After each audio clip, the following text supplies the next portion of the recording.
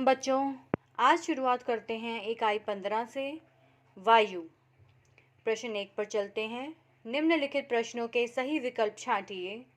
क, बोतल का मुंह उल्टा करके जल में डुबाने पर बोतल में जल नहीं भरता है क्योंकि बोतल में है वायु। बोतल में हवा होती है, वायु होती है, इस कारण उसमें जल नहीं भरता है। ख, पवन चक्की के घूमने का कारण है तेज हवा। ग, हमारे शरीर पर आरोपित वायु दाब का लगभग मान है 20 मीट्रिक टन। वायु में नाइट्रोजन की लगभग प्रतिशतता है 78%। सबसे ज़्यादा नाइट्रोजन पाई जाती है वायु में और उसकी परसेंटेज है 78%। ओजोन का क्षरण वायुमंडल में उपस्थित किस गैस के कारण होता है? क्लोरोफ्लोरोकार्बन।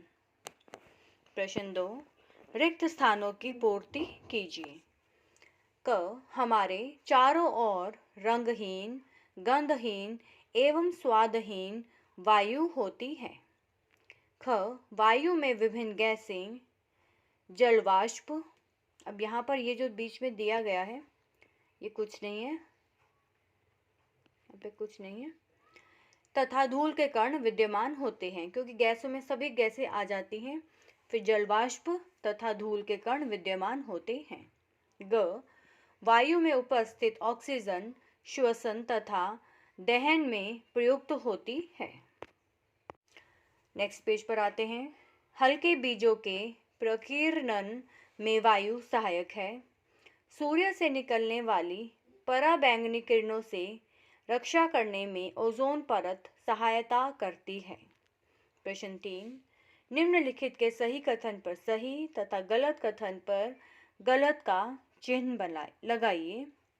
क, एक खाली ड्रॉपर को जल में डुबोकर दबाने पर केवल नाइट्रोजन गैस के बुलबुले निकलते हैं। गलत। ख, हवा भरने से गुब्बारा फूल जाता है और गुब्बारे के अंदर स्थान घेरता है। सही।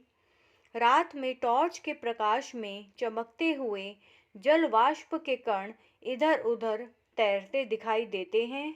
गलत। पानी पर उल्टे रखे जार में मोमबत्ती जलाने पर जाल में जल का स्तर तब तक बढ़ता है जब तक कि जल से पूरा जार भर नहीं जाता है। गलत। प्रकाश संश्लेषण की क्रिया द्वारा हरे पौधे सूर्य के प्रकाश की उपस्थिति में कार्बन डाइऑक्साइड एवं जल के उपयोग से मंड तथा ऑक्सीजन बनाते हैं। ये गलत है। ये क्या बनाते हैं? ग्लूकोज बनाते हैं। मंड का मतलब होता है स्टार्च, बट ये क्या बनाते हैं? ग्लूकोज। तो ये गलत हो गया। प्रश्न 4, स्तंभ क तथा स्तंभ ख को सुमेलित कीजिए। स्तंभ क, नाइट्रोजन, ऑक्सीजन, कार्बन डाइऑक्साइड एवं अन्य गैसें, इसका है, इसको हमें मैच करना है तो यहाँ पे इसको मैच किया है हमें वायु के साथ। फिर नेक्स्ट है, खिड़कियों का फटफट की आवाज़ करते हुए बंद हो जाना, ये किसके कारण होता है? तेज हवा के झोंके। वायुमंडल से है पृथ्वी सतह के ऊपर का वह भाग जहाँ वायु उपस्थित है। श्वसन एवं दहन के लिए क्या जरूरी है? ऑक्सीजन। जल कैसा होता है? रंगहीन, गंधहीन एवं स्वादहीन। प्रश्न 5 पर आते हैं। निम्नलिखित में जो बेमेल है उसे छांट कर लिखिए। क, नाइट्रोजन, मोमबत्ती, ऑक्सीजन, कार्बन डाइऑक्साइड, तो जो बेमेल है वो है मोमबत्ती। ख, पैराशूट, ग्लाइडर, क्लोरोफ्लोरोकार्बन, पाल नौका, क्लोरोफ्लोरोकार्बन अलग है, बेमेल है। ग, जल चक्र, प्रकाश संश्लेषण, पवन चक्की, ओजोन परत, तो क्या यहाँ पे डिफरेंट है? जल चक्र। कमरे में पंखे का चलना, वायु में भार होना, वायु द्वारा स्थान घेरना, वायु द्वारा दाब डालना। कमरे में पंखे का चलना। रेफ्रिजरेटर, एयर कंडीशनर, स्कूटर, पराबैंगनी किरणें, तो यहाँ पे जो डिफरेंट है वो है पराबैंगनी किरणें, यूवी रेज, अल्ट्रावायलेट रेज। प्रश्न 6, वायुमंडल में गैसों के प्रतिशत संगठन के आधार पर गैसों का नाम लिखिए। तो यहाँ पे परसेंटेज बताई गई है, हमें ये बताना है कि कौन सी गैस है वायुमंडल में कितने परसेंटेज पर।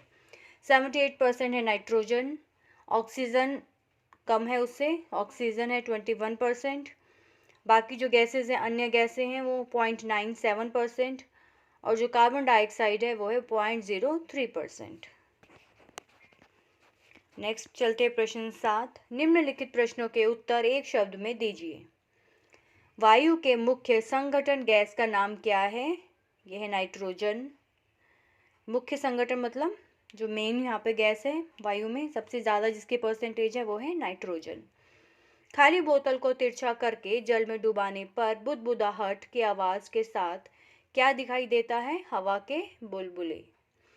प्रकाश संश्लेषण में ऑक्सीजन के साथ क्या बनता है? भोजन, ग्लूकोज बनता है।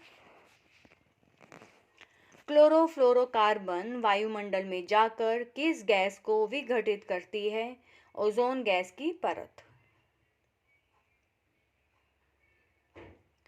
फिर है अस्पताल में रोगियों को कृत्रिम श्वसन के लिए कौन सी गैस दी जाती है? ऑक्सीजन। ऑक्सीजन के सिलेंडर प्रोवाइड करवाए जाते हैं तो इसके लिए ऑक्सीजन गैस चाहिए होती है। प्रश्न 8, निम्नलिखित प्रश्नों के उत्तर दीजिए। क, हमारे शरीर पर वायु द्वारा लगभग 20 मीट्रिक टन दाब आरोपित होता है, जिसकी हमें अनुभूति क्यों नहीं होती है? क्योंकि हमारे शरीर के अंदर भी वायु है। इस वायु का दाब बाहर से लगने वाले वायु दाब को संतुलित करता है। नेक्स्ट, मुंह से फूंक मारने पर गुब्बारा फूलता जाता है। इस प्रयोग से क्या निष्कर्ष प्राप्त होता है? इस प्रयोग से यह निष्कर्ष प्राप्त होता है कि वायु स्थान घेरती है, क्योंकि गुब्बारे के अंदर का स्थान वायु घेर लेती है, जिससे कि गुब्बारा फूलता जाता है। ग, दहन में सहायता प्राप्त करने वाले वायु के संगठक का नाम लिखने के साथ उसके दो उपयोग लिखिए। तो वायु की जो संगठक है वो है ऑक्सीजन। दहन में सहायता प्रदान करने वाली वायु की संगठक है ऑक्सीजन। ऑक्सीजन के दो उपयोग ये हैं, श्वसन में और प्रकाश संश्लेषण में। घ, वायुमंडल में पृथ्वी सतह से 25 किलोमीटर ऊपर उपस्थित गैस के विघटन के लिए उत्तरदायी उपकरणों की भूमिका के बारे में लिखिए। पृथ्वी सतह से 25 किलोमीटर ऊपर ओजोन गैस के विघटन के लिए रेफ्रिजरेटर, एसी उपकरणों से निकलने वाली क्लोरोफ्लोरोकार्बन गैस उत्तरदायी है। प्रयोग द्वारा बताइए कि वायु में ऑक्सीजन विद्यमान है। हमें एक प्रयोग बताना है, एक एक्टिविटी करनी है, उसके माध्यम से हमें ये बताना है कि वायु में ऑक्सीजन विद्यमान है। प्रयोग ये है कि 4 समान आकार एवं लंबाई की मोमबत्ती लेकर 4 अलग अलग आकार के जार लेकर मोमबत्ती जलाकर उन्हें जार से ढक दें।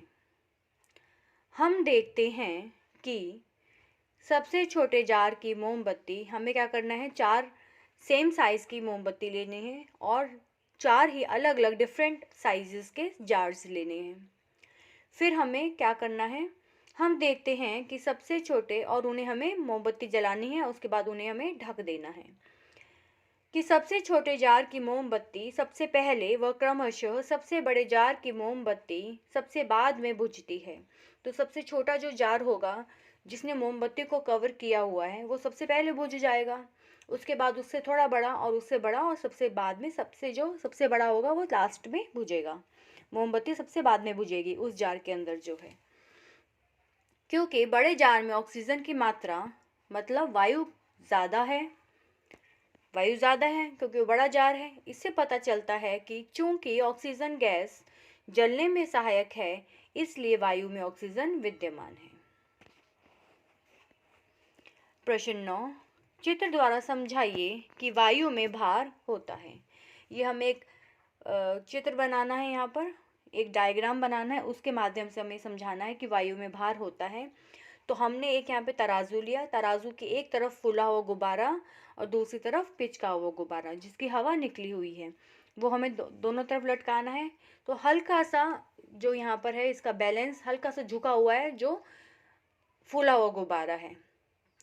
देखो यहाँ पे है इस तरफ तराजू झुका हुआ, भार देखा है इसका, हल्का सा यहाँ पे बेंडिंग दिखानी है आपको, हल्की सी दिखानी है थोड़ी सी। उसके बाद ये है झुका हुआ है, भार अधिक है इसका क्योंकि ये फूला हुआ गुब्बारा है।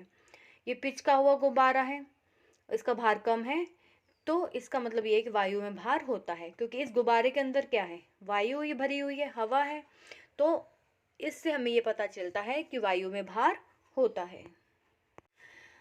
प्रश्न 10 पर आते हैं। वायु में तैरते अति सूक्ष्म कणों को कैसे देख सकते हैं? रात में या अंधेरे कमरे में टॉर्च जलाकर हम चमकते हुए कणों को वायु में तैरते हुए देख सकते हैं। प्रश्न 11, वायु में उपस्थित ऑक्सीजन की उपयोगिता बताइए। वायु में उपस्थित ऑक्सीजन गैस की उपयोगिता ये है कि वो सांस लेने में, प्रकाश संश्लेषण में और जलने में सहायता करती है। तो इसी के साथ ये इकाई यहीं समाप्त होती है। मिलते हैं एक नई इकाई के साथ। आप इसी तरह अपने फ्रेंड्स को ये सारा मटेरियल शेयर कर सकते हैं और चैनल को लाइक कीजिए और सब्सक्राइब कीजिए। धन्यवाद।